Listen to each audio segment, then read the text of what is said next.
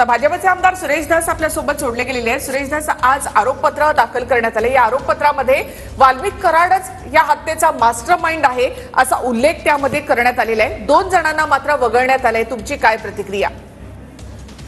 वाल्मिक कराड हा master mind, मुख्य सूत्रधार, याचा आकाश सगळं काही तोच आहे।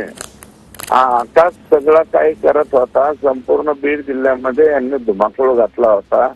हे असे तुकारहारी ज्यांची म्हणजे गुंड प्रवृत्तीचे लोक आहेत, यांना म्हणजे सहायता करणं, मदत करणं, पैसे देणे, पैसा पुरवणं। कारण पैसा जास्त झाला ना, बोगस पैसे उचलायचे आणि बोगस पैसे उचलून मग हे असल्या गँग तयार करायच्या, टोळ्या पकडायच्या, या टोळ्यांना अभय द्यायचं, यांच्याकडनं मग पाहिजे ती कामं करून घ्यायची। अशा पद्धतीचा यांचा उद्योग संपूर्ण जिल्ह्यामध्ये चालला होता। आणि त्याच्यामध्ये याच्यात वेगळं काही नाही। पोलिसांनी म्हणजे SIT जे आहे जे मांडलंय ते बरोबर योग्य आहे की यांच्या यात म्हणजे हा सूत्रधार आहे, मूळ सूत्रधार वाल्मिक कराड आहे, बाकीचे प्यादे म्हणून वापरलेले आहे। आणि हे प्यादे आणि 3ही केसची एकत्रित गणती मला वाटतं SITने केल्याने दिसते।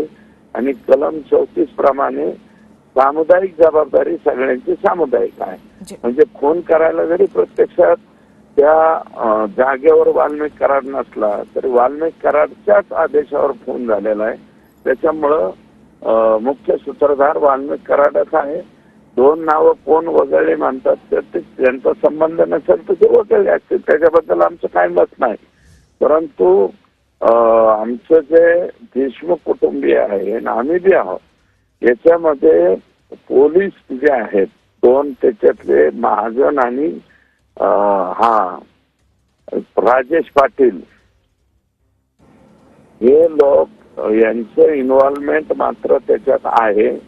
आणि कदाचित सप्लिमेंटरी चार्जशीट करायची वेळ आली तर ते करावं आणि ते पोलीस अधिकारी सुद्धा आरोपी करावेत अशी आमची मागणी मुख्यमंत्र्यांकडे राहणार आहे।